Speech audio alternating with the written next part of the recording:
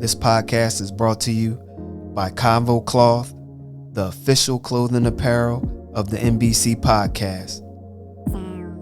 For the latest apparel, please go to www.nothingbutconvos.com. Now, let's get into the latest episode of the NBC podcast with your boy, S. McCann.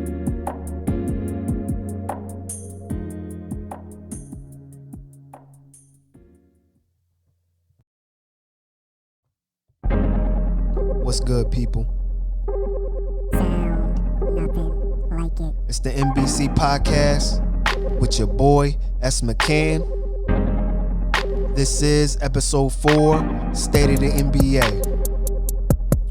And I do have a special guest by the name of Paiea Palomanu.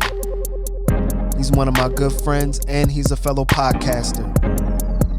His podcast is called Another Bad Podcast. And you can consume this podcast on any major platform. So, let's get into it. Episode 4, State of the NBA. Yeah.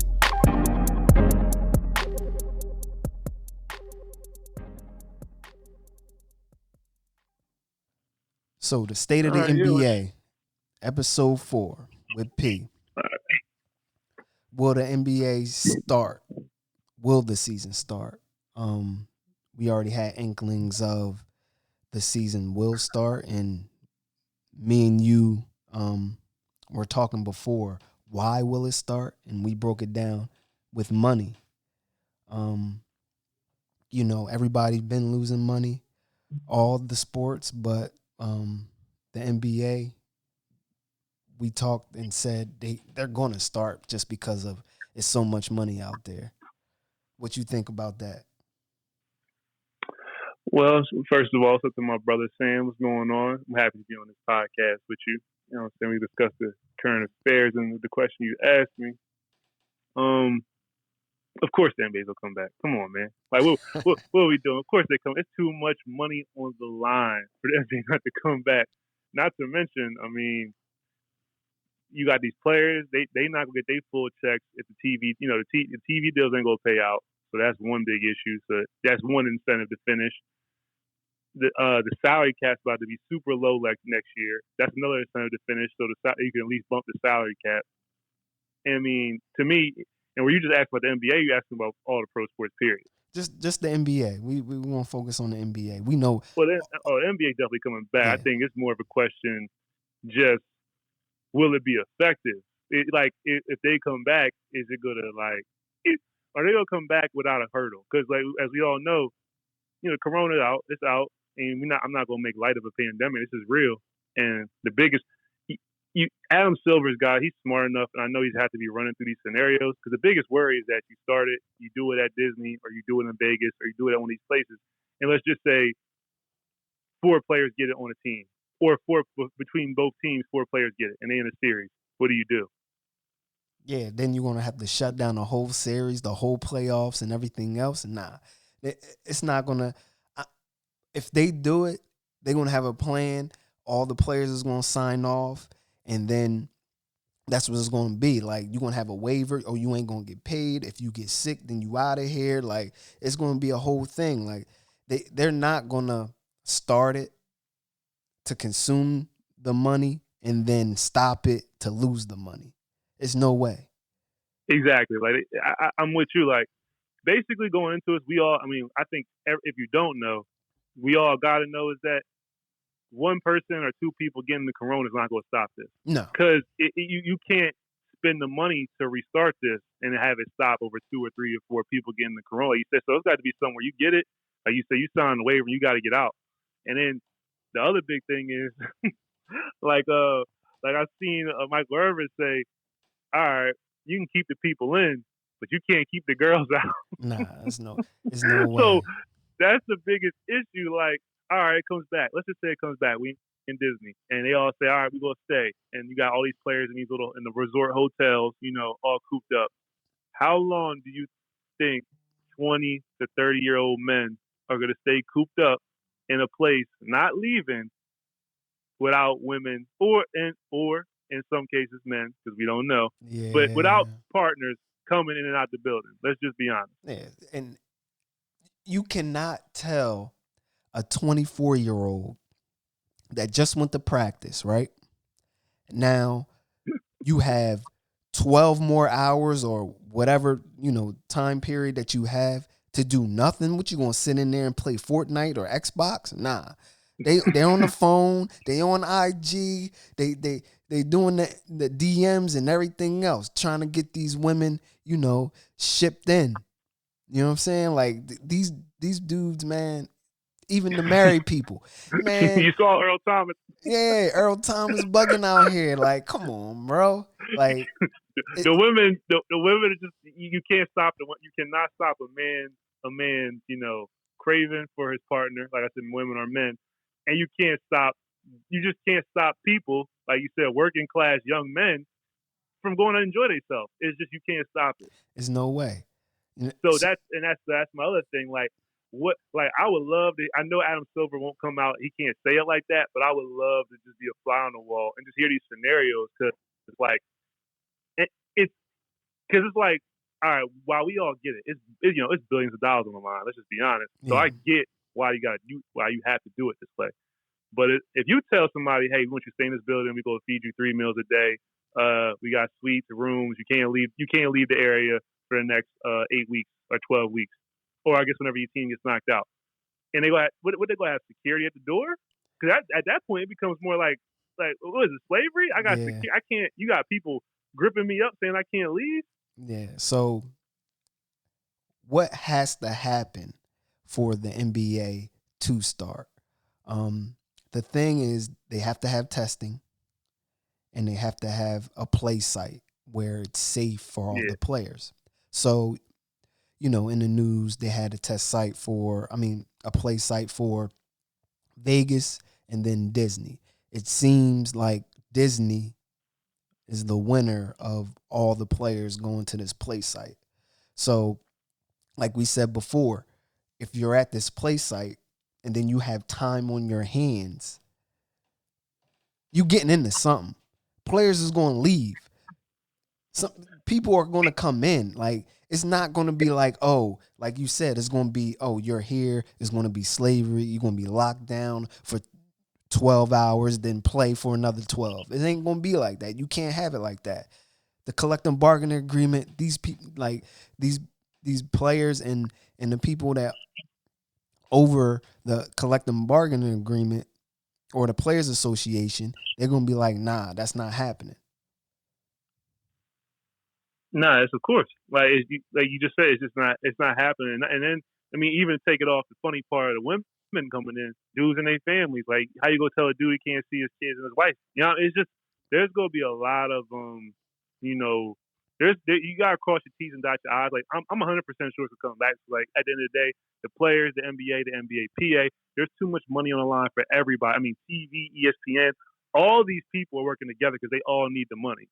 Yeah. So it's good. We know it's going to come back. I think that's why I say that. It's just a matter. I think the real question is, will it be successful? And not to mention even the testing thing. That's another hurdle, because don't think the NBA is not thinking about that PR battle. Yeah. If the NBA is buys so much testing to test these guys weekly and things like that, and there's not enough testing to go around in these communities, that doesn't look right. You feel me? Yeah. And we all know this ain't the 90s no more. The PR battle is more important than what's really going on. Let's just be honest. Like, PR beats facts. And if the PR battle looks like these billionaires are buying all the tests up from lower income communities that need them, it's just not going to look good. In the NBA, we know Adam Silver, he's well versed in what's going on. And he's going to make sure the NBA don't look bad. So that's another hurdle. I'm saying, like, there's a lot of, crossing the T's. Yeah, and Adam Silver was so smart in the beginning, he shut it down. Like, who?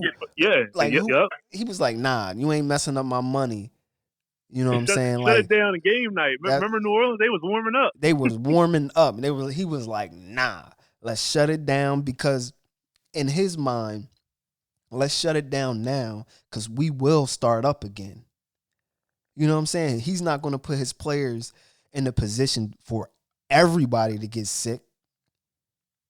He's not going to do that. He's going to shut it down. He's going to, test everybody that needs to be tested, and then they're going to move forward. And I think that when with him doing that, that was the smartest move ever, because everybody else followed him. Yeah, I mean, we saw there was leagues that was, it's funny if the NBA doesn't do that. When I remember watching sports at the time, a lot of leagues were still they were going to try to keep it going. Like, they were really going to give it a shot. I think the XFL was going to try to keep going. College basketball, look, they played the PR battle. They shut down, but they were going to try to keep that thing going. Yeah, like, they were going. They was going to do the tournament and everything. Yeah, it was a few tournament games, and once the articles came out of putting college kids and not they're adults, but not I guess you would call them young adults, putting young adults at risk playing for these colleges and not making no money. Like, once that came out, like I said, NCAA, they knew they had their hands tied, so they shut it down. But it's funny, like you said, the NBA, Adam Silver does lead the way in I think all major professional sports. It's just being, he's aware of the climate. He's always aware of what's going on socially, politically, and I don't know where he stands on things. Not that I even care. I like that he's aware of he's running a corporation where he knows, I have to factor in the decisions I make with these thoughts in mind. And I think that's what makes him the best one. Because some of these dudes that we've seen, like, to be honest with you, Commissioner Goodell, he gets a lot of bullshit for for his job. We all know people get on him every day for his domestic violence and the way he handles the suspensions. But his job, when he looks at his job, he's just trying to please the owners. So his job is, I'm going to take the brunt for y'all. And he don't really care about that. Yeah, so that's why the owners pay him. See, exactly. They don't understand in business. It's business. He works for the owners. Yep. And so does Adam Silver. Yeah. It's just that he's more player oriented. Yeah. And it's, what's funny? He might not even be player oriented. He just knows how to run a business. Yeah. I think he's very smart in, all right, I have to make the owners feel good, and I got to make these players feel good, which is his job. Like, that doesn't make him a bad person. It's just that, like I said, I'm using Goodell as the, you use the pro and con. Goodell don't care. Yeah. But to be honest with you, he gets paid enough money, and he gets paid a lot of money, where his job is just to increase revenue, which he's done, keep the pressure off the owners, which he's done, and be the face of it, which he is. He's the face of all the jokes, all the turmoil. But hey, you don't never hear nobody clowning on Jerry Jones. Nope. So I'm just comparing ownership. It's just funny watching these sports and how they're ran. And we listing those reasons out is why me and you would agree that Adam Silver would definitely figure it out. And I think overall it's just a question of will it last? Yeah, can they complete the playoffs? And Adam Silver was behind David Stern for all those years. So he has the teaching and the tutelage of David Stern. So he's been through, R.I.P. And he's been through all the Jordan era, every era under David Stern. So he's seen it. So he knows when to shut down, when to pick back up, when to talk, when not to talk. Like, Adam Silver, he's that boy, man. Yeah, Adam Silver, he knows what he's doing. And like you said, I mean, I can't take the words out your mouth. Like, you said it perfectly. David Stern was a different type of commissioner. But, I mean, at the end of the day, this has nothing to do with David Stern dying. He was one of the key figures in leading the NBA to global domination, leading them to be a global sport. Like, I'm not saying none of that because he died. If he was alive, I'd say, like, David Stern, whether you like him or not, because of the dress code and how he handed out suspensions and how he may be called in a few games with the refs.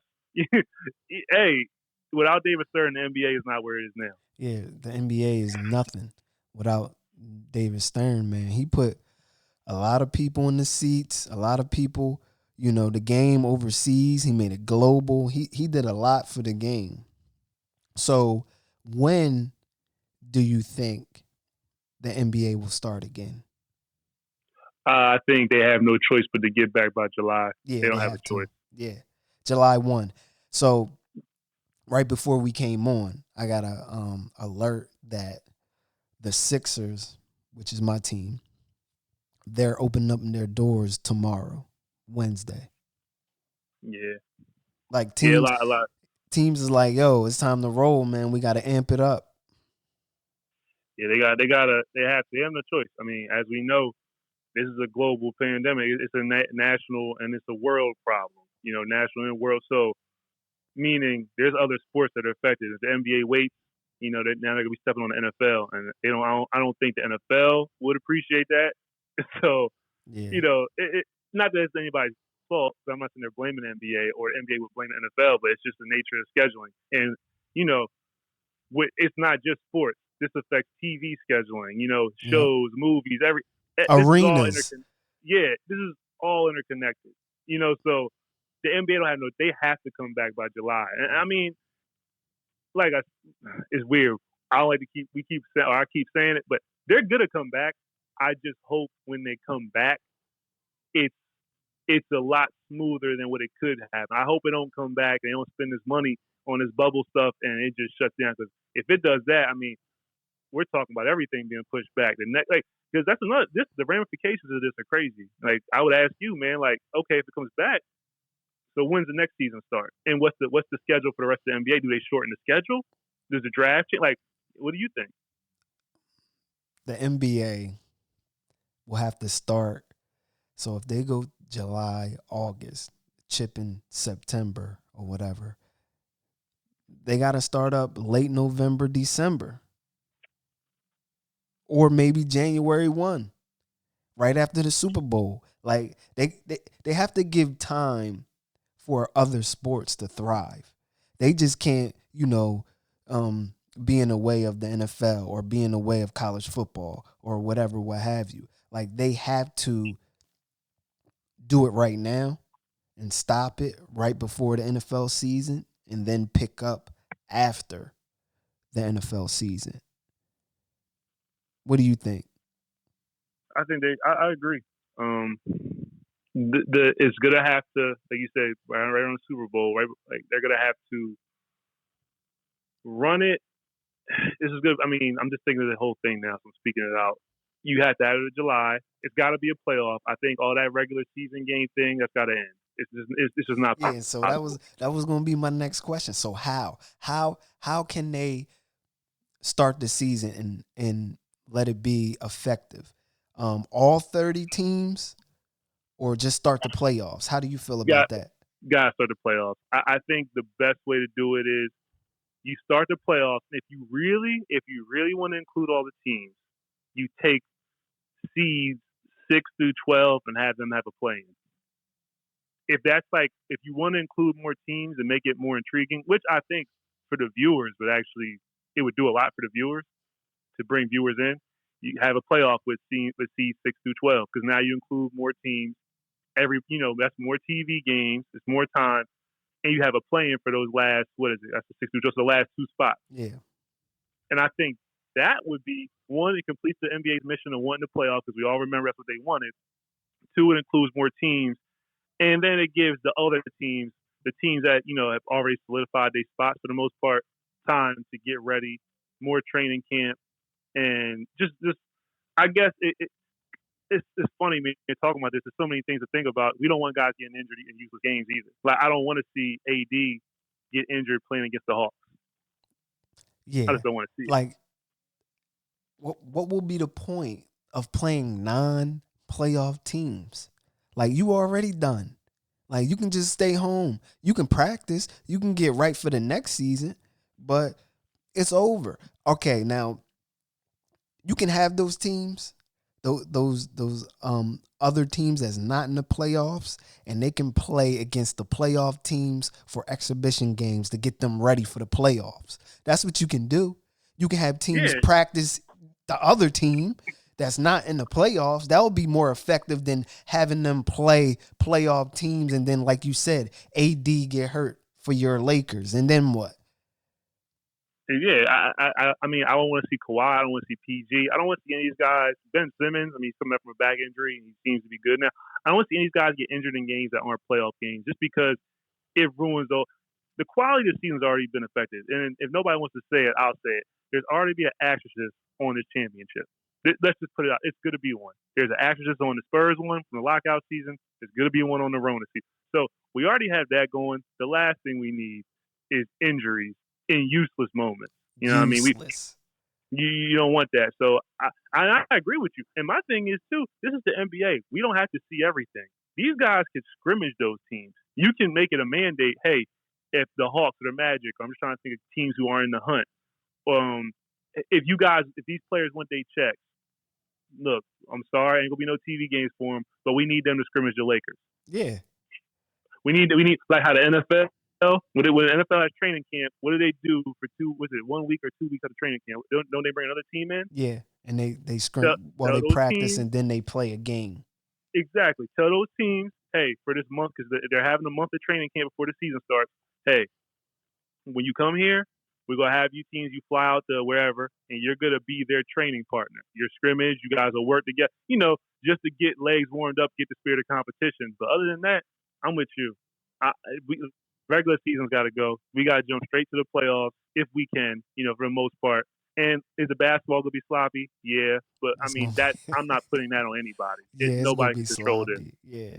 So, all right, let's jump from the current NBA and let's go to the past NBA. So, I know everybody went or sat down and watched The Last Dance, episodes 1 through 10.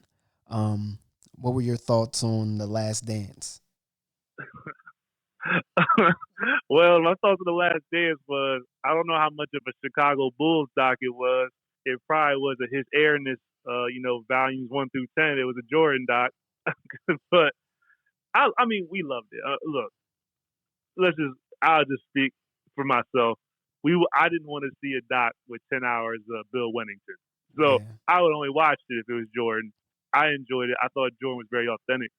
But I also think there was some people in there that he didn't make look too good. And I think we saw the greatness of why we love Jordan, but we saw a lot of the flaws. I'll pass some of that off. I won't go too deep. Yeah. I'll pass it off to you to bounce off. Like, what do you think from what you've seen? My thoughts of The Last Dance, just like you said, it was what is it? A Jordan docu-series, basically. It wasn't it wasn't a Bulls documentary. It shouldn't have been called The Last Dance, but they pulled us in for that. It was good marketing or whatever. But Jordan was great. He had his flaws, but you seen what it took to be great in the 90s. You seen it. You seen the pain. You seen the sweat. You seen the work he put in. You seen everything, man. Like, the man was a machine. And for that like episodes, 1 through 10, whatever he did or whatever he said or whatever, against players and how his views were, that was his views. Like we said, this documentary or docu-series was only his opinion. It was no one else's opinion. It might have been some people's opinion or whatever that was on the docu-series, like the owners and they whatever. Definitely didn't air it. Yeah, they didn't air it. So it was all his input, and it wouldn't have aired unless he had to say so. Yeah, he cleared it. Yeah, that's a fact. So it's definitely, I wouldn't call it a documentary because no. It definitely wasn't an unbiased view. But I'll give Jordan this much. While it definitely is in all in his favor, of course, like you said, what he wanted to air, he was very honest with a lot of stuff he didn't have to be honest about. And I think that just the fact that he was still mad at Isaiah Thomas, just to use that part. A lot of guys we know, and I'm not trying to point out LeBron from a distance standpoint. We know a lot of guys go think about their image, and they'll just say what sounds good instead of saying how they feel. And Jordan did keep it honest for the most part, which was, he laughed at Gary Payton, man. Like, this dude didn't really care what anybody thought. Yeah, and he still, and to me, he still doesn't care about what people think, but he cares about what his friends think about him. You know what I'm saying? Like, the issue with him and Charles Barkley, when Charles Barkley bashed him. Good point. Bashed him on, what was it? TNT or whatever. saying Yeah, that his he job was a performance. that he was a bad owner and this and that. But if that's your man, y'all go play golf and everything else together. You could have just called him and say, "Yo, I'm gonna talk about this and that on my show. I'm just letting you know." You ain't even let him know. But I'm gonna push back a little bit. Oh, go ahead. Even still, if I'm your friend and I'll put Charles and Shannon Sharp in the same category. Mm-hmm. He had his trouble with Ray Lewis for a second. If I'm your friend, and my job is to critique. When they bring you up, I mean, yeah, I could give you a call, but You can give me a call before and after. One of the two. But if I don't, if I keep it a beam, Yeah. and we're friends, and let's say you had a problem, and you say something to me, I'm just like, hey man, they asked me about your job, and I told them how I felt. Now, I guess because I didn't tell you that to your face, you could see that as a little bit of a slight, but also my job. Like, I'm a Stephen A. type. Like, as far as my job is opinion and based on facts. The facts are you're doing a good job, and this I'm not speaking nothing that don't nobody know. Like, so while I understand what you mean, I think MJ. I'll put it this way: I think they both could be a little wrong. So I'm not going to say Charles is all the way right, but I don't think that makes Charles wrong. I think MJ also handled it pretty immature, especially when you look at the performance of that franchise. Yeah, but MJ really has to look in the mirror sometimes, because it ain't always gonna be sweet, and ain't nobody gonna be kissing your feet. If your team is trash, they're trash, and that's what it is. If you're a trash owner, and if you drafted trash for all those years, someone has to say it. And yes, your man that you go to the club and gamble with and everything else, that's his job to say it. He had to say it. And for somebody like MJ, as we've seen on this documentary, who's very opinionated and he's gonna stand on his stuff, it is also funny that he reacts like that when you're not on his side. Because that's the one thing I would say. See, somebody like LeBron, who kind of always says the right thing, I can understand LeBron getting pissed off if he thinks you're on his side. Like I think LeBron pays Nick Wright because Nick Wright just loves everything LeBron. But so I could understand if Nick Wright was ever like LeBron's a bum. I could see LeBron having an attitude. Yeah. Because LeBron, his persona is always media, whatever. He tries to do everything media friendly, and then he does he speaks on certain social issues. That's his thing. Jordan's thing was never like that. Jordan's very much like, you like me or you don't, I don't care. Especially, since his Hall of Fame speech, to be fair. Since he was playing, he was like the perfect guy. Since his Hall of Fame speech, we've seen the real Jordan. That's at least that's who he's been as of late. Yeah. So it is funny to me that he reacts like that when people are also straight-laced. Because it's like, you seem to be a pretty straightforward dude as far as now. And it's like, when guys are straightforward with you, it's like you can't handle it. So you've made a good point. It's like he can't handle it, but he likes being that person. But to be fair, you the GOAT, I guess you can make your own rules. Yeah, you can make your own rules. So with this Last Dance, I'm gonna just pull out some points from each, moment that, crossed my mind and rung a bell during that series. The first thing that I want to talk about is Scottie Pippen's contract. And that issue that he signed an $18 million 7-year deal. Come on, man. Horrible contract. That's a horrible contract. But he gave his reasoning on, he was hurt and he had to take care of multiple family members, which, he's from, the South.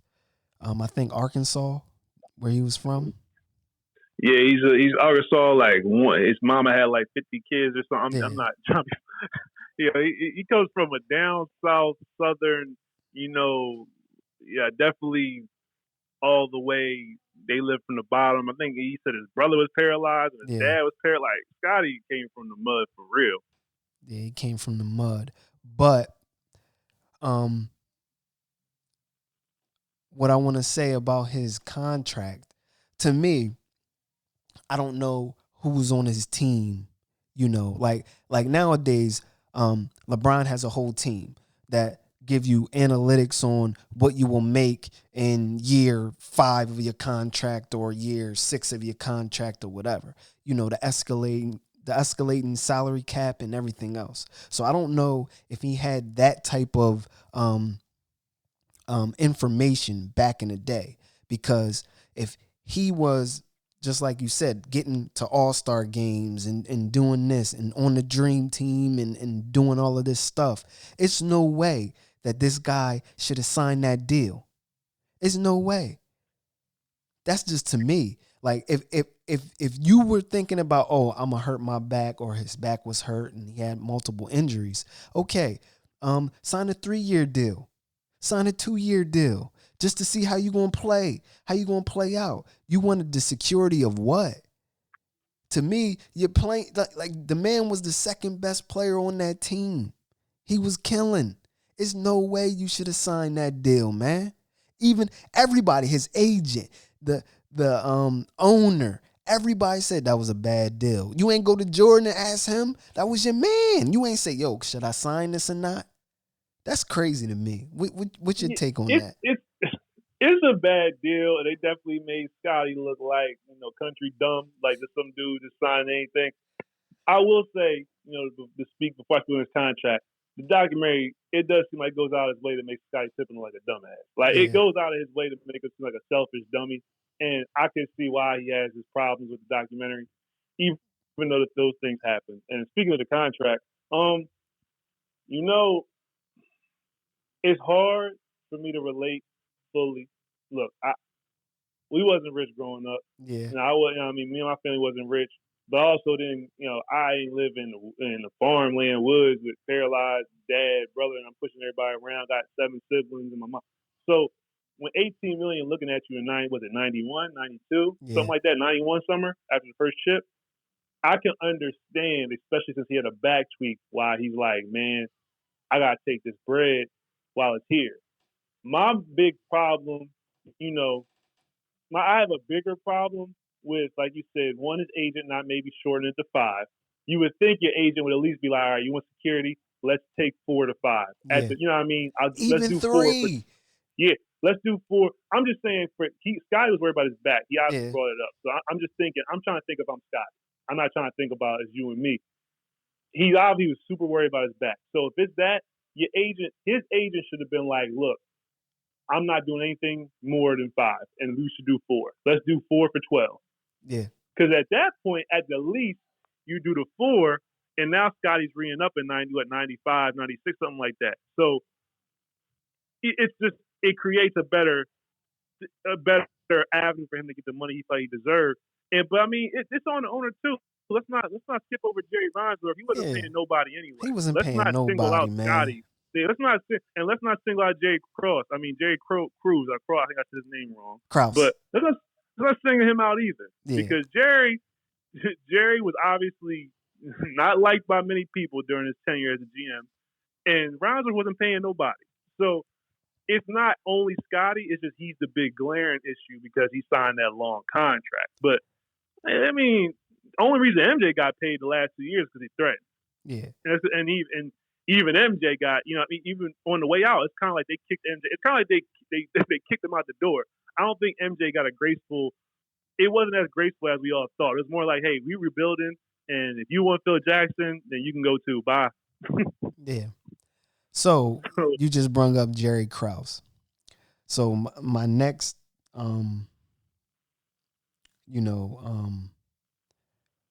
point or whatever through that episode that I wanted to point out was Jerry Krause and his power issues of wanting to have power of the team. What are your thoughts on that? I think Jerry Krause reminds me a lot of the fat dude from Space Jam. I think that that man wanted power, and he just felt like, MJ was such an enigma to all our lives. I mean, he's the reason we all picked up a basketball to a degree. I just think he felt like he wasn't getting the shine he deserved. But to be fair, you a GM, man. I mean, RIP to Jerry Krause. I'm not saying this. I'm not trying to disrespect his legacy, any family members or anything like that. I'm just solely speaking on his time with the Bulls. you a GM, bro. Like, you're not out there shooting hoops. Why would you even think that the fans are gonna adore you? Like, what GM do you have? What GM you ever seen that the fans boost up on their shoulders at the end of a championship? None. And as a GM, some fans don't even know the GM. Some fans don't even know what their GM looks like. They might know the name. They don't even know what they look like. Yeah, this dude, man, he wanted so much power. Like, just chill out. Just build the team and get your chips and just, slide off in the sunset. This dude wanted so much power. Like, he wanted so much recognition. Yeah. It's like he wanted power and recognition. Yeah, he wanted to be on the cover of a magazine. It's like, dude, and the craziest thing and the oxymoron of this is any other GM that would have won 6 rings would be enshrined. Like the NBA, they wouldn't be able to stop talking about him in sports, movies and sports documentaries. But he was so volatile when he was doing it that it's like I can't think of any other GM that has 6 championships that's remembered in a negative light. And the thing is, he actually wasn't a bad GM. He was a good GM, man. Like, that dude did very well. He constructed 2 3-peats, man. Yeah. Like, ain't nobody do that. And no GM. Putting the right players around Jordan at the right times in his career. I mean, we just did the bad Jerry Krause, so I see where we go do the good now too. Yeah. Finding people to put around Jordan. I know everybody thinks it's easy. I know everybody thought it was like he's so great. Let's give these people a little bit of a new flash. Jordan didn't win until 91. He came in the NBA 84. Yeah. So that's some years of losing with a guy scoring 30, 35, 28, 31, MVP 69. here, In scoring Boston. champ here, in loss. Yeah. These are the same things we bash our Kobe's, our LeBrons. We bash our KDs. We bash all our stars for this. So let's not make Jordan's myth seem like something it wasn't. Like, it took Jerry Krause to look at that and say, how can I craft a team and fire a coach and bring in somebody else that could get to Jordan? Because it's not like Doug Collins was a loser coach. They just went to Eastern Conference Finals. That's a bold ass move. Yeah, that was a bold move, and he's seen it. Like his thinking and how he's seen the future, like that. Yo, Jerry Krause was a bad boy, man, as a GM. Yeah, and it sucks that he had a lot of his, I guess, the way people think about him was brought on by himself. That's why it's so crazy that to draft Scottie Pippen, to draft Horace Grant, to then let Horace Grant walk because you feel like, okay, he's not worth the money that he wants, and then bring in a guy that nobody in the NBA would touch. That's another myth. Dennis Rodman was great. That's not a lie. But at that point in his career, didn't nobody want parts of Dennis Rodman. No. David Robinson hated Dennis Rodman. Let's just get it out there. Like, David Robinson, the perfect NBA good guy, could not stand club rat, drinking, hair dyed Dennis Rodman. And nobody wanted to touch him. But who touched him? Who said, you know what? I think we can make it work over here. Yeah, and he made it work. Hold on. We missed one acquisition that Jerry Krause did that changed the landscape of the NBA. Going overseas and looking at Tony Kukoc. Tony Kukoc is the original Luka Doncic. He's the original Dirk Nowitzki. Like, he's the guy who was over there. He was a superstar. He was EuroLeague MVP. He was all that. His game would translate right now. That's what Tony Kukoc was so nice. Left-handed, handle, can shoot the 3, 6'10", post up. He ain't had no D. He had no D. But he could, he was a problem. Like you said, he was before his time. Like, and that was back when dudes would stay overseas for like 4 years before they came over. So It makes me think what he could have been like if he would have came over in 92. Yeah. And Jerry Krause was over there. Like, he was watching his games like, oh, this is the guy. This is the guy. This is the guy. And then they drafted him. knowing he's going to be still over there for a year or two. That's crazy.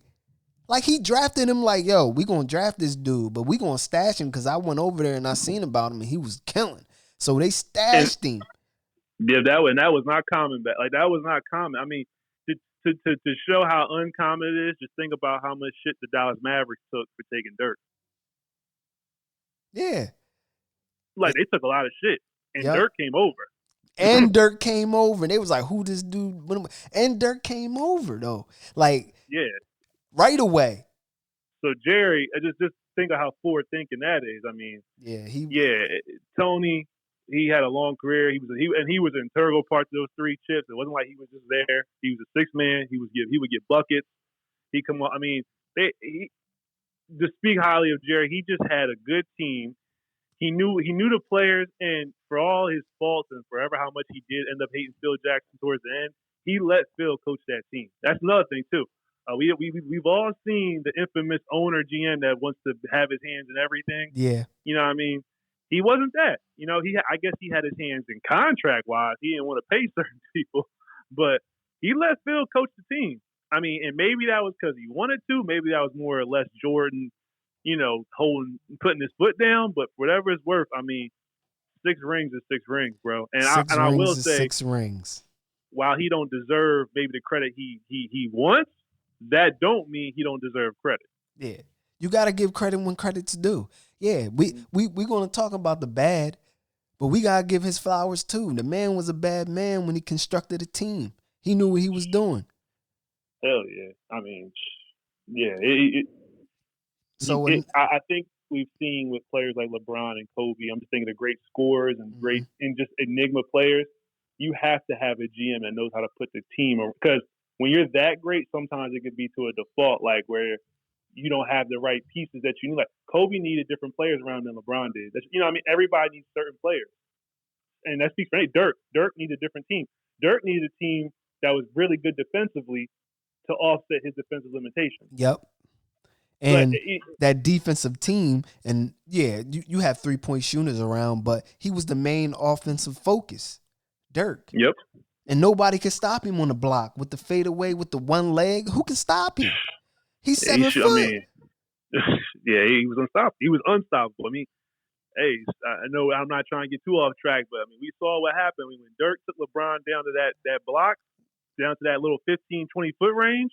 Over. Before LeBron, I guess figured it out, it was a wrap. Like, if Dirk had you on that island in his prime, you were done. Yeah. You might as well just give it up. Yep. You got to give it up. So another section of The Last Dance that I want to talk about is the flu game. What was your thoughts on the flu game when they came out and said it was some pizza? I still think Jordan got drunk. I think Jordan was he was at the Mormon casino. He got a little too tipsy, and he might have ate some bad food with it. I overall, I'm not buying the story of the 4 dudes showing. I just don't buy it. Because through time, it went from being 2 dudes, and then now it's 4 in the documentary. I think Jordan was just drunk. I think Jordan had a bender. I think he hated Utah. I think that's also. But if you go play devil's advocate, I have to put the other side of it out too. Jordan was notorious for gambling, drinking, and smoking, cigars all the time anyway. So the devil's advocate would say he does it all the time. He's always fine. So why this time would he be drunk and sick? And I will give you that. That's just my opinion, though. I'm not buying none of that for people with the pizza. That's just me. You know what I think happened? What's up? I think they had some hookers in the room, and they was getting it in. All his people were getting it in with these hookers, and the hooker got him sick. Come on, you blaming it on the pizza, bro? Come on, man. It was a flu game for a minute. It was a flu game. Oh, he had the flu. This and that. They said that for years, and now it's a pizza. It had to be something else. It either, like you said, he was on that bender and he got drunk and he was gambling all night, or it had to be something else. Hey, I might have took it extreme with the hookers or whatever, but somebody got him sick. Jordan was on the Tinder of his time. He was on a pager. But He was I on will say this. on the OnlyFans page back in the day, God. getting it. I will say this though, because this dropped today as we're speaking. When this podcast drops, as people will know, Jordan not always telling the truth Nah. because he already said he was adamant on the documentary. Not just him, but Rod Thorne, David Stern. Yep. They were all adamant that I didn't say anything about Isaiah being on that team. Now I might not have won them, but I never voiced it. I never got Man, asked. we knew Jordan had his hand in that. He hated Isaiah. Come on. We all knew, but like I said, at this podcast, y'all will see it. Y'all seen the news by the time this drops. The audio, we have audio. We don't just have manuscript. The audio came out. Audio came out. Jack McCullum was probably on Jordan's hit list right now. Jordan probably got the goons at his crib because he put the audio out for the world to hear. Jordan said, "I said I'm not playing if Isaiah on the team," and they told me Chuck don't want him anyway. And R.I.P. Chuck Daly, but man, if Chuck really said that, it makes me feel away. Yeah, how Chuck gonna do that to one of his players? A player who bought him 2 rings. Dang, Chuck. That's messed up. He's not here. Yeah. I don't want to speak ill on the dead because he's not here to defend himself. And I use that, and anybody that's died, I always say that. You're not here to defend yourself and speak your side. So I don't want to go too in. But I'm just like, I agree with you. If this is true, it makes me feel a way about Chuck Daly. Yeah, that's just bad, man. That's just bad. But to go to that game, and what I pulled from that game that Jordan played, when Scotty's back stiffened up, which I didn't even know. Scotty was out there rocking when I was watching the game during that time. I ain't even know. I didn't know either. And I don't know if I don't know if he pointed that out to kind of make Scotty look bad. I'm not saying he did. No, Scotty was on there saying that he couldn't go. He said No, I'm talking about, I don't know if MJ, I'm talking about the way they scripted it. I don't know if it was scripted to make MJ look like a god amongst men. And I'm not, like I said, I'm not saying what MJ was doing either. But I'm just saying personally, man, I actually respected Scotty a lot more for that. Yeah. That was just me personally. For everything in the documentary that was bad, and it was bad, I actually was like, man, it was like we knew how bad his back was. We saw, like, they showed us stuff we didn't see on TV. Being in the locker room, they trying to stretch his back. They got all the wires hooked up to it, trying to warm it. I was like, damn, Scotty was fighting. He was fighting and he was scoring. And then, like, yo, he was bad off and he was still balling. I'm like, oh my God. And then you see Jordan, he can't even move out there. He was missing stuff, and then he just got that the Holy Ghost in him and just was balling. We saw what made Jordan the GOAT. Yeah. Like, that's the thing for all the bad and good about MJ too, him in that category. And we just called him a liar. But beyond that, on that court, I mean, look, man, I know y'all love LeBron. I'm even a Kobe fan. I'm a self-proclaimed Kobe fan. But ain't nobody touching MJ. Yo, MJ. And I'm going to tell you this. At one point, I said, man, LeBron is better than Jordan. He was my number one, right? For a minute, right? He must have been sipping E&J. Yeah, I might have been sipping. But once I seen how that man played in that game, them last what was it, 13 seconds or something? How he stole the ball. Shout out to Bob Costa. Yo, the man, that boy, he made the point. What was it, free throws or whatever? Or no, it was a layup. It was a layup. Yeah, it was a tough layup. Yeah, too. It was a tough boy. He threw that joint high off the floaty, high off the glass. Boom, went in. Then he came over, and his basketball IQ is still there. So he said, "Oh, I knew that he thought nobody was on that side. Karl Malone was not, didn't think no one was on that side. He stole the ball from Karl Malone, and then he came down. No timeout. That's a good coach. You don't call timeout. Good coach. Good coach. Right there, through that, he let his players play. That's what I'm talking about. So he came down, and then the crossover when they said, "Oh, he pushed off," I looked at it again. Nah, he ain't pushed off. He guided him. He guided him, but it was no push off. But that was a clean, smooth cross, like an AI cross. He crossed him. Oh my for me, God! I think he pushed off. But I don't have a problem with the push off. That's always been my thing. See, when I say the push off, I don't mean like, oh, he pushed off and that's the reason. No, he's correct. Brian Russell was already going to the left or the right. He was already going. Jordan just eased him to it. That's just my take. But I think Brian Russell touched earth, didn't he? Yeah, he tapped the ground. It was like if Jordan crosses over without putting his hand on his side and pushing off, Brian Russell gets crossed. He gets crossed and his hands touch the ground. I think the push helped basically, instead of his hands touching the ground, it made him like buckle. But what I'm getting is he was getting crossed either way. Like Jordan was getting that shot off clean. Yeah. That's my argument. So to me, the push off isn't relevant. Man, I seen that in real time, bro. I seen that joint in real time. I was watching the game that year in real time. When he hit that joint, it was where were you at? I was in the crib. I was in the crib. All right. How big was the TV? Man, that TV was probably like a 19 tube-inch TV. I'm sitting there. My mom loved Jordan, bro. Like no HD. No HD. Man, it's probably fuzzy and everything. My mom loved Jordan. Like she was a Jordan fan. Like the first 3 chips. Then after that, when he came back, she was happy. She loved Jordan, bro. So that's all we watched was basketball, Michael Jordan. So me and her just sitting there. We watching the game. We watched the whole series. So we sitting there. He come down. You already knew what it was. I said, yeah, he making this. I already knew it. You felt it in your bones. He gonna win it. So he came down. When he crossed him, I said, ooh, because I'm an Iverson fan. I said, ooh, he crossed him. Then when he went up there and then he left the hand up, I said, it's nothing but net. It was like nothing but net. That boy was what they call him, what he call himself. Don't mess with Black Jesus. Black Jesus, bro. The black cat. He was. Black cat, bro. Just to reiterate, because it's so great, and we all have our own views of it.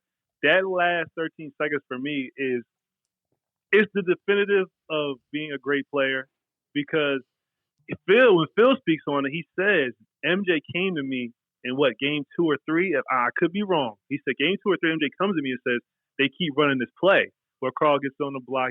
He said, and I'm seeing the weakness because since we don't rotate. He knows nobody's there. Yep. And he said, and Phil was just like, I told him to save it. I told him to save it for a good time. And it just shows the continuity of having a great coach and a great player on the same page. Because he says, I didn't tell Jordan to do it. He said, but I knew when he was going to do it. He said, when Carl got the ball, it was like he said, oh, Jordan's about to do it right now.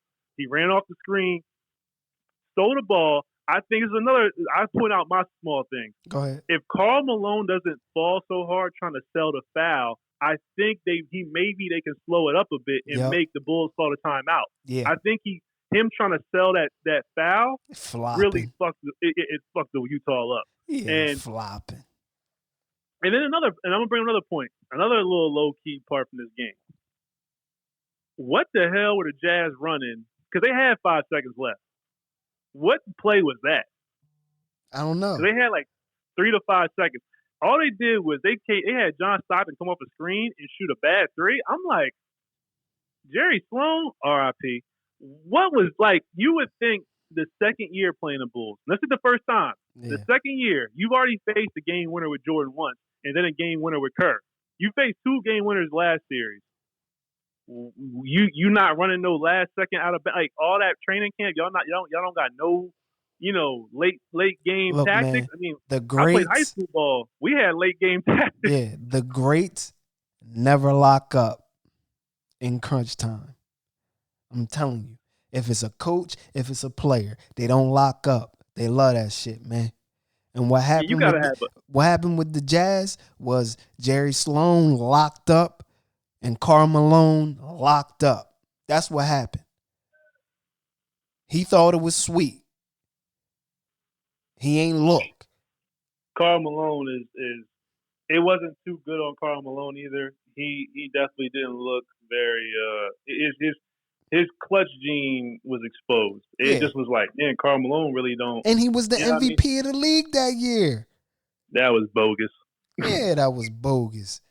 Man, no, don't get me wrong. Karl Malone was a bad man. He had that jumper on the the wing. What was it? Yeah. The baseline jumper. Oh my He had gosh. like a baseline big man fade. It was like his own little Yeah, fadeaway the jumper. baseline jumper, and then he had And the that wing elbow. jumper. Yeah, the elbow. That what? He used to hit The that elbow. jump. I remember growing up, they called it the Karl Malone drill. Like, yo, work on your elbows. Karl Malone, he was unstoppable from them 15 footers. It was a wrap. But he was soft.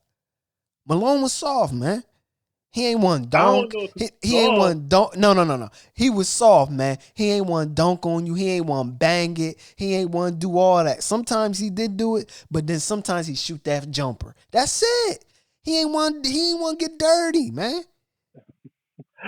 He was soft, man. Yo, Karl Malone was soft, man. You gotta see it. I call it how I see it. Karl Malone was soft. He ain't want to get dirty all the time. Sometimes he went down low and he did his thing. But most of the times he wanted to be on the wing like a stretch four. He would be a stretch four in this game. He don't want to get dirty. He's shooting jumpers, man. That's what he did. And the only time that he would go to the lane or do a layup or a dunk was the pick and roll when everybody sagged on John Stockton.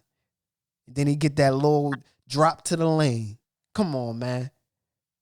I'm lying. I just wouldn't call him soft. I think Karl Malone. I'm definitely not trying to get on the praise Karl Malone train here, but he had a long career. You know what I mean? And by that point in his career, just like MJ, he was a different guy. He wasn't the same athletic Karl Malone that could get in there and dunk and all that. And I think I will have to give credit to this. I mean, he extended his career probably an extra 7 seasons of high performance, averaging 20 points a game. You know what I mean? So, but he was in great shape though. Oh yeah, that's that country. That's that country strong, man. He eating them biscuits, timber. Man. That's that timber. Like he eating biscuits and hunting deer. Hunting deer, eating fish and all that, man. That's what I wouldn't call him soft. I think he was a different player by '98 than what he was in '91. Like I think there was a time when you didn't want to be near Karl Malone when them elbows were swinging and he was going to the rack and doing his dunks. Yeah. I think at that point, I mean, shoot, if we go keep it a bean, just like MJ. MJ wasn't the same MJ, that three-peat that he was in '91. You know what I mean? He was dunking on you, but it wasn't the prime MJ. Like he was kind of sneaking getting you, sneaking getting you with the, like he got Mutombo. He was getting you, but it was more of a Minecraft more than like just pure raw athleticism. So I give Karl Malone credit for recreating this game and extending himself. I think he was just mentally fragile. Yeah. I think he was a dude when it came down to crunch time. It was too mental. I mean, he couldn't hit free throws. You couldn't give him the ball with the game on the line. Stuff like that to me, that's what defines you from being like, yo, I like you, to like, yo, you're one of the GOATs. But you know what I'm saying? That's the difference between somebody like Clyde Drexler and Michael Jordan. Like Clyde got 2 rings, but I don't give Clyde those rings because he was such a great player. I give Clyde those rings because he was a good complimentary player. He's a good star. Yeah, he was on his last leg then. He was almost done. And he fit next to Elijah. You know what I mean? He was good, but he fit. There's a difference between fitting on a roster and being the focal point. And that's what I'm getting at. Like, he was the right-hand killer. Man, he never went left, man. He put his head down. He went right every time. Like, you can shut Clyde Drexler down. He can get shut down. He couldn't go left at all. Yeah, I think. So that's just my outlook on Karl. But Jerry Sloan, man, I mean, RIP, I think he's one of the better coaches in NBA history. This isn't like no slander. I'm not like purposely saying nothing about him. But boy, that last second box score call that you had, like for the dub, for the chip. Yeah. Come on, man. You can't just be running John Stockton off a screen and shoot it. But it's got to be some flares, maybe a back screen. Maybe get Jeff Hornacek on the court. There was just so many looks. And I'm like, that's what y'all came up with? Yeah, that was bad. So my last thought on The Last Dance. How many more years could Jordan go after that 98 season? What's your thoughts on that? I gave him 2 more seasons. I think Jordan had 2 more high performance seasons in him. He obviously came back after 2 seasons off and with the Wizards, and he was a lesser version of himself. But I mean, he was still 20 points a night, 40 years old. So I ain't gonna sit here and go too hard on the man. Yeah. I think he had at least 2 seasons and one possible ring. I say one possible mean like maybe they defend the ring and they lose, or they get to the Eastern Conference final. Like he had one elite season and then one other like I'm gonna drop 25 a game, but I'm starting to fade out, which is fine. Everybody you can retire. Everybody don't retire with the chip in their hand. So, but I think he could have maybe squeezed out one more championship, maybe.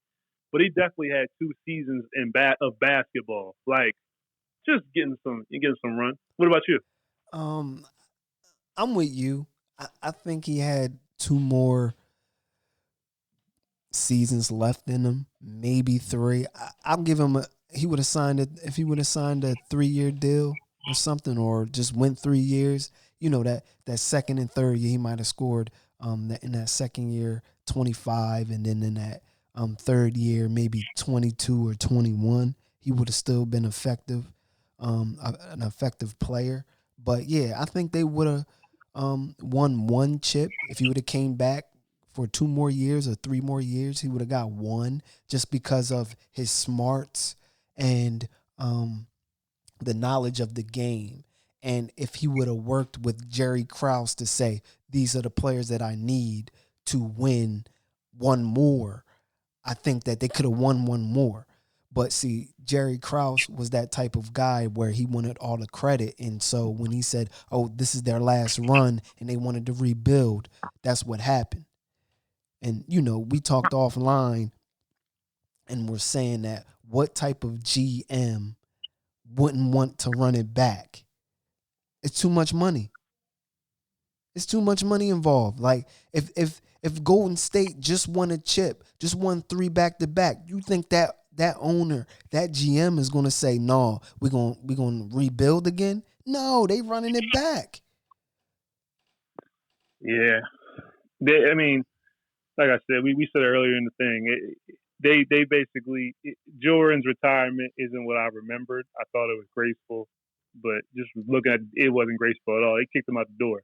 Yeah. That is really what it was. And I think I seen someone like, Jordan's out. He wasn't in shape. And that dude was shredded in 98, man. Who was looking at him? He ain't had no stomach, no nothing. That man was ready. Jordan not in shape. I could understand if somebody would have said he was exhausted from 3 straight long playoff Somebody said runs. he wasn't in shape. He had a beer belly and everything else. What were they looking at? Oh, hell no. Jordan, there's one thing he was serious about. It was his training regimen. That man trained. We all know he's legendary. I mean, he's the standard for the Kobe's, the Dwayne Wade's, all those guys, the LeBrons. Like he's the guy who started that whole like I'm gonna be the hardest worker on top of my talent. It's that I can't even. I don't have a good comment for that. Jordan was in shape. Yeah, he was in shape. But definitely, reason why I say 1 possible ring is because the exhaustion. I think it kind of goes into the thought of people being like, "Oh, Jordan's retired. He wins 8 straight." I don't believe that. I'm not so sure Jordan could have did 8 straight summers of playing from November or October till June. That's a lot. That is a lot. I mean, we've seen LeBron do it. We've seen Steph Curry and the Warriors do it. We saw Kobe do it twice. He went to 3 straight finals with Shaq, and he went to 3 straight with the Lakers. The second time they won 2 or 3. And we've seen how those guys. We've seen how it goes. Like 1, nobody ever wins more than 3, and 2, it's just that it's hard. It's hard on the body. It's hard on the body. It's hard to stay focused during the season because now you start. Basically you're just looking forward to June. You're like, I can't even take the season serious. It's exhausting. So I'm not sure Jordan could have won 8 straight then. So it's hard for me. But I'm thinking, okay, he just won 3 straight on the back end. We're on 98. Maybe he could squeeze one out in 99, but it wouldn't have been It wouldn't have been impossible for me that in 99 they lose to the Knicks or something. Like just because they had an older team. Even 99, they wouldn't have beat the Indiana Pacers. Pacers was nice. Yeah, 99, Pacers. 2000. Yo, they were nice. As we saw, Jordan gave the Pacers he gave them their flowers, and they gave the Bulls a lot of trouble. Reggie, Yeah. Reggie gave guys trouble. It's funny. I tweeted this that night. Reggie might be cornball.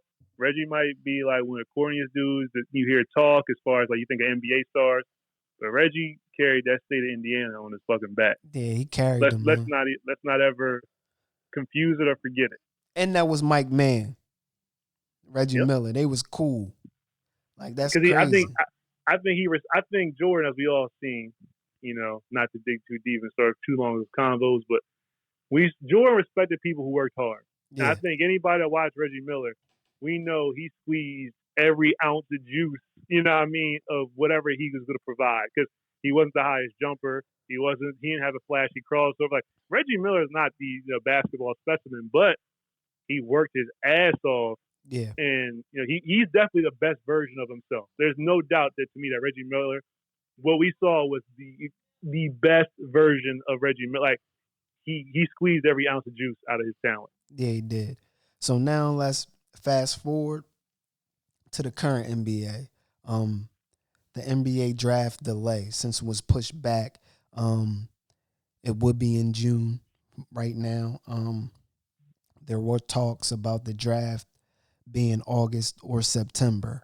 With the season starting in July, they will have to push back, this NBA draft. What's your thoughts on that? I mean, they have to. I don't know. I don't have a big comment. They have no choice. I mean, we got to get the season off the ground. Got to push the draft back. I think the thing I think of with that is, one, this is probably one of the least talented drafts we've seen in a while. Yeah. And then two, with the draft, after you draft these guys, how long do they have to work out and get acclimated to to when the season starts again? If they're trying to start and not intertwine or try to intertwine with the NFL. So that to me is the interesting part. How do you bring the new guys in, get them acclimated in a couple of months, and then force them right back on the court? But I think talent-wise, outside of the top probably 3-4 guys this draft, and even the top 3 or 4 guys, I don't think anybody has them as franchise, LeBron-esque, Carmelo-esque guys. Yeah. But outside of them, it's like this draft's weak already. Yeah, and it's just gonna be like you're gonna get your role players, you're gonna get your bench right. Like I don't see none looking like stars. It could be something, diamonds in the rough, as they say, but like you said, it might be one of the weaker drafts that we've seen. And it's no fault on the players. That's just the type of draft it might be. So the next topic is the G League emergence, with paying out big money to get these top talented high school players to play in the G League. What's your thoughts on that? I think Adam Silver, got to give credit, being innovative, making the first move when nobody wanted to make it. I think it just shows more the instability in the NCAA, man. Really not even to speak too much of the G League. It shows so much of the instability in the NCAA to the fact of you got, 2 or 3 guys that jump over and they sign those deals. Right after they do that, what's the NCAA do? Like, what do they do right after? Yeah, they say, "Oh, they you want can make off the court money." Yep. And that right there, if that doesn't deter a guy, or I shouldn't say deter, I wouldn't say that, but if that doesn't make you show you what the NCAA is all about, then then you just not watching. Like, you're not reading the tea leaves, because they've been saying this whole time that we don't want to pay guys. It takes away from the amateurism of the sport.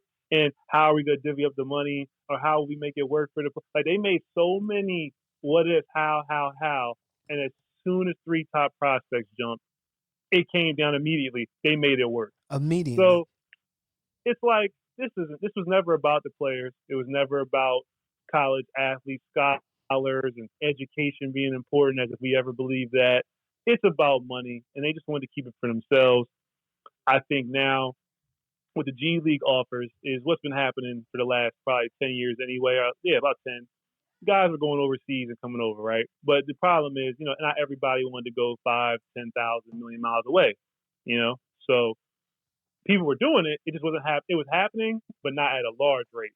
But now with the G League, when you create something like that at stateside, why would I, if I'm going to break my leg for some guys, why break my leg at Duke when I can get an insurance policy for $1 million That's it. when I can break my leg at the G League? If I'm a top prospect, I can break my leg in the G League with a $200,000 contract. So at the very least, I got sponsorship money and I got the NBA contract money, and I don't got to go through no hoops. Like with the insurance policy, we always hear about them, but we all know how that works. There's so many hoops through that. Like they only pay out if you don't play basketball again. Stuff like that. It's like, you know what?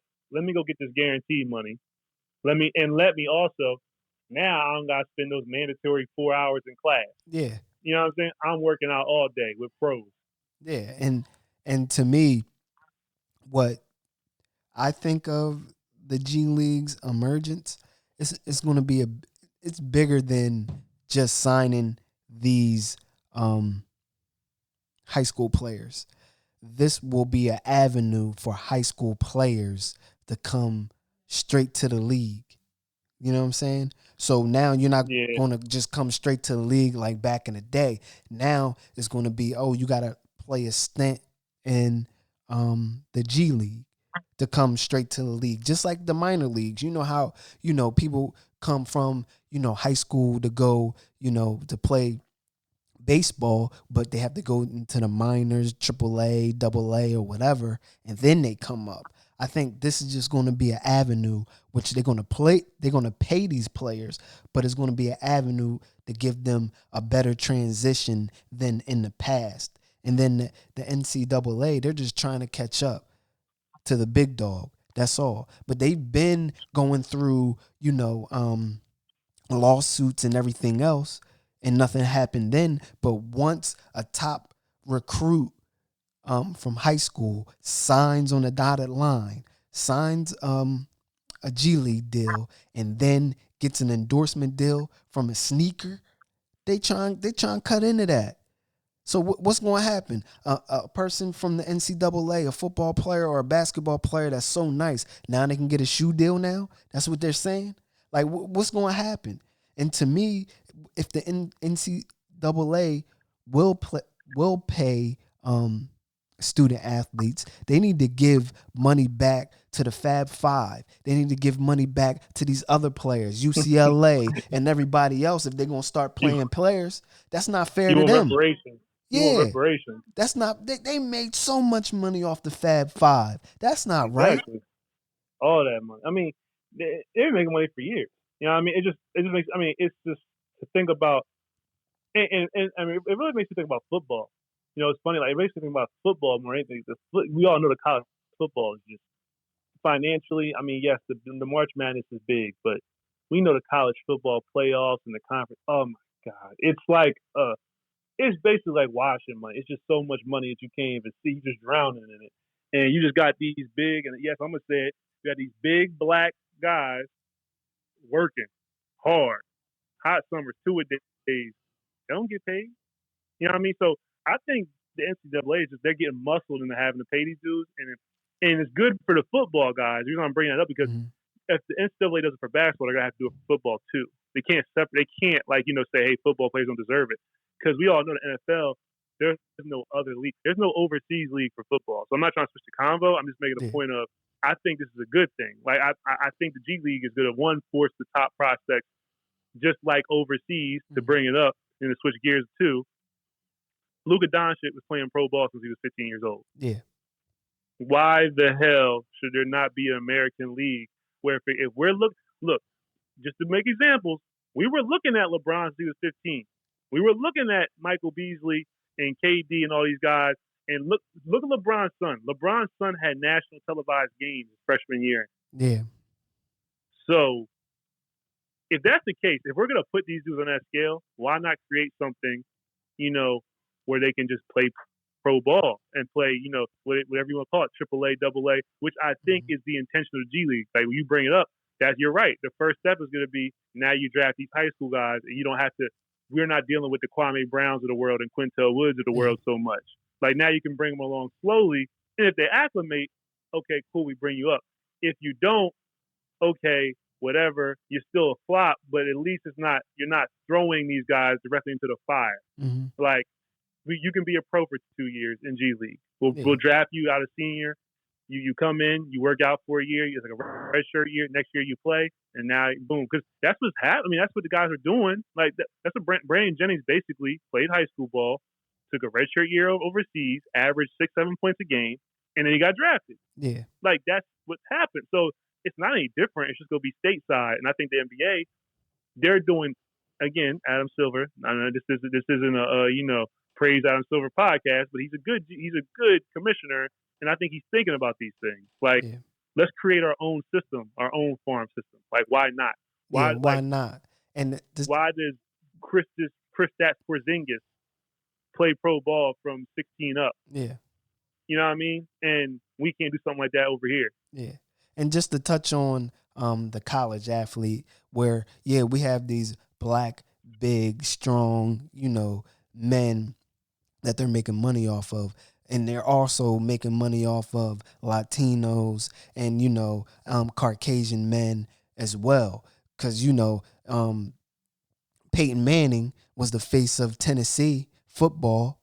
You know what I'm saying? They made hella money off of Peyton Manning all those years, and he didn't get paid. So it's all around the board, man. Like these kids are doing two-a-days, slaving and doing their thing, and they're not even getting paid for it.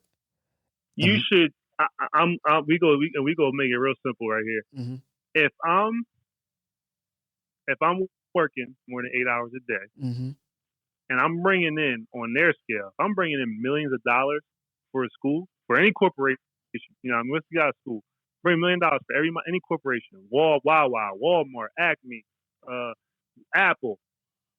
I should not ever go to my dorm or my apartment per se and not have money for groceries. Yes. For all the jokes that we have on Jameis Winston, and he has a lot. The crab leg incident does bring up one small fact. While he's an idiot and it was immature, man, why didn't Jameis Winston have $20 in his pocket to get crabs anyway? Yeah. Like, I'm just saying, as much as we're not defending, but there's something to be said about that. Like, dang, Jameis Winston should have he probably should have $50,000 in his pocket. He did just lead FSU to a national championship the year before. Yeah, he should have some type of bread in his pocket. Like, he has to steal food. That's crazy. He should have came in. He should theoretically, by the time he got to when he came to the NFL, it should have been a personal choice. Like, I like football this much. Yeah. It should have had nothing to do with finances. Nothing. Because we all know what Florida State means to college football, and we all know what he did for the Florida State brand. Yeah, he brought them back. He brought them back to be relevant again. Yeah. Because they weren't relevant for a minute, and when he got there, they became relevant. Yeah. And for him to steal food, come on. It's just something to think about, when we put these guys. That's why we're talking about this, these leagues and these things, the NCAA and the G League, paying these guys. Long overdue, man. It's long overdue. Yeah, it's super long overdue. I just again, Adam Silver, and to be fair here, because I'm baseball too.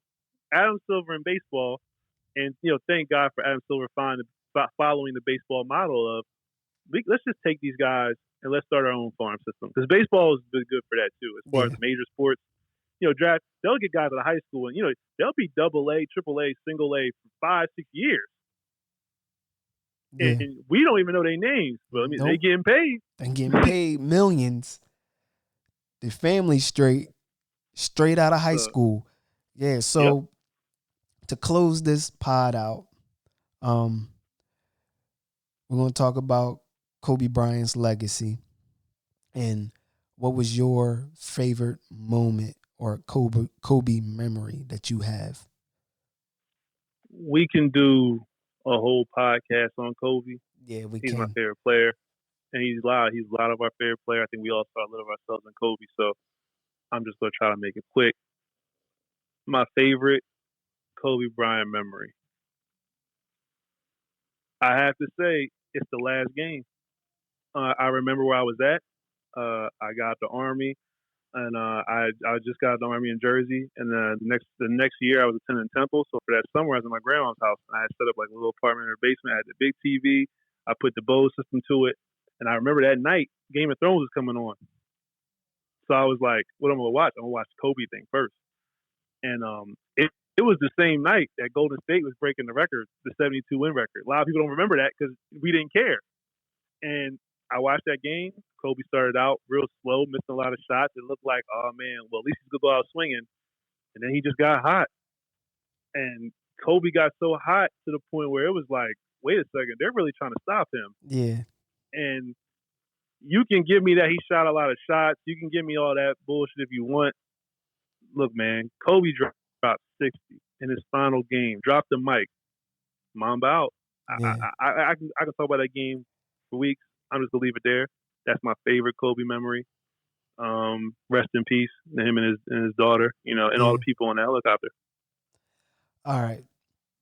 So I'm gonna get this out there that I hated Kobe growing up because I was an AI fan and I thought AI was the best player ever in the NBA at the point when he was playing.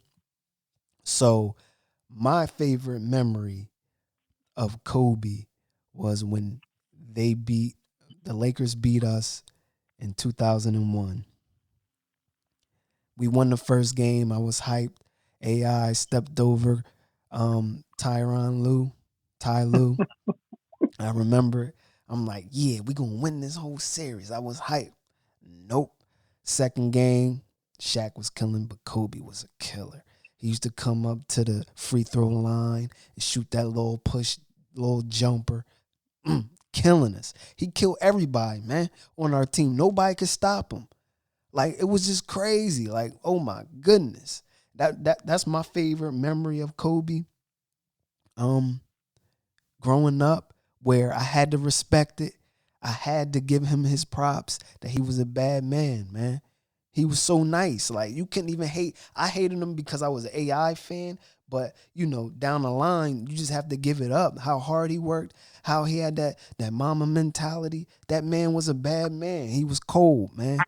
Like, he was really cold. Like, he was so nice, man. Like, that was that boy, man. Kobe was that boy. R.I.P., man. R.I.P. So with that, people, until the next time, stay safe, give respect, and show love. 1.